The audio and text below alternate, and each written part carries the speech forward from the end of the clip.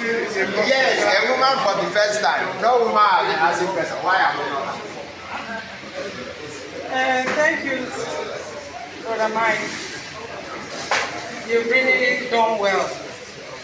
The aspect you talked about is what I want to know. You talked about dictionary, you talked about imagination, you talked about using your mind. I want to ask, is there any link between somebody who is spiritual, somebody who is carnal, in terms of making a good leadership? Choose your words carefully. I want Making to bring good leader, them good leadership. a good leader, because I know you said there is a perfect leadership, but there is no perfect leader. So, can spirituality of a man help him or affect his leadership pattern? It can. That's a good question. It can, simple. Now, why? It can also not. Now, look at the elements of what constitutes leadership. Knowledge, skill, and attitude. And in leadership, attitude is about 75% of components of leadership. And that is why people tell you that attitude is everything. It's not as if it is right. It is because attitude is a distinction. If a child has 75% in it, that is a distinction mark. I think it's A. Now that means if an attitude of a man is so overwhelming, fine, he's a leader. He may not know so much, but he can lead. What makes a lion a leader of the animal in the jungle? Lion is not the strongest animal. I hope you know.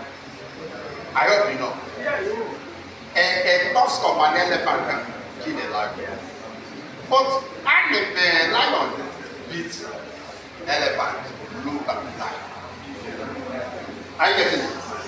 Do you know that this thing, eagle can pick even a very big animal with his two claws and fly to the top? But eagle cannot face that animal on the same level. Now that is attitude.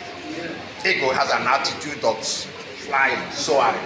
Now every lion has an attitude that nobody can beat him.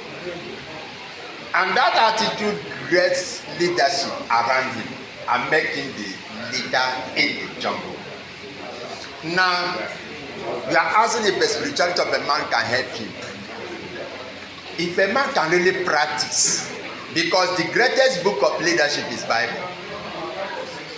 The greatest book of leadership, I wrote in one of my books I called Equipping Leaders to Lead.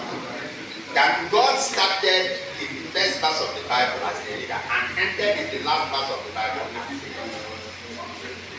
One thing that makes leadership so important is that God holds leaders responsible. He doesn't hold on everything. If everything is happening in this place, God will not hold you. Now I'm saying God will not hold you. God will not hold you. And He knows He will not hold you. He will hold Haman's. Why? God respects leaders because He is the leader of leaders. And He is the foremost and the last leader. And that is why He wants you to respect constituted leader, not any kind of leader. Constituted. And He tells you that when leaders are not properly constituted, obeying them is even a disobedience to Him. That's serious. That's very, very serious. There was a man who was a cabinet member of Solomon, Jeroboam. He was a cabinet minister in Solomon's government, and they suffered under Solomon. And the man went on exile because of the high-handedness of Solomon. When Solomon's son took over, the Israelites went to exile and bring him back and told him that Solomon is no longer their return. Then the man returned, and they took the man as a part of the envoy to meet Jeroboam. When they meet Jeroboam, they asked him, see how your father ruled us, are you going to do the same thing? Jeroboam said, what's to happen? And Israel divided, and God said there that to be obedient to that Jeroboam is even a disobedience to him. Anything constituted outside of what God has, to be obedient even to that thing is wrong. When God is talking, it's constituted leadership, constituted this. That is why when election is fair and fair and you're dedicating leaders, respect that leadership. And that is why you should contest, challenge it if you are not happy. Because God will defend you. So if the person practices through spirituality, it can help it, because the Bible is the best book of leadership. So thank you so much. So everything I said is in this book. Every of them. This book I've got 3 books in the market. All right, thank you so much. Thank you so much. Definitely. Thank you so much. Please, another round of applause for you.